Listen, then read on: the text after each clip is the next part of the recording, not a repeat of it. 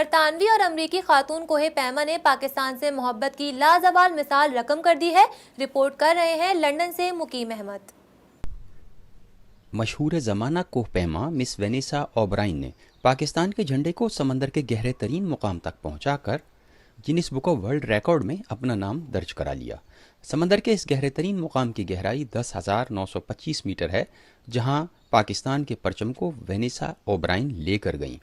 Vanessa اس سے قبل پاکستان کے جھنڈے کو دنیا کے بلند ترین مقام پر لگا کر ایک منفرد اور عالمی اعزاز اپنے نام کر چکی ہیں۔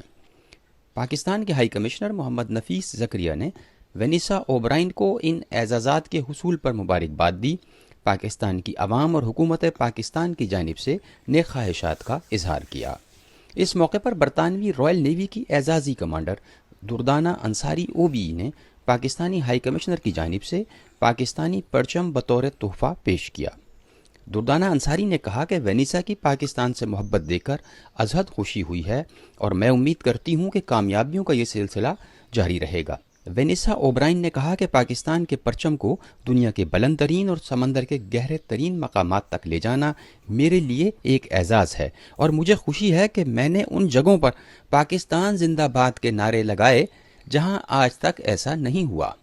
برطانوی اور امریکی شہریت کی حامل وینیسا K2 سر کرنے والی پہلی خاتون ہیں۔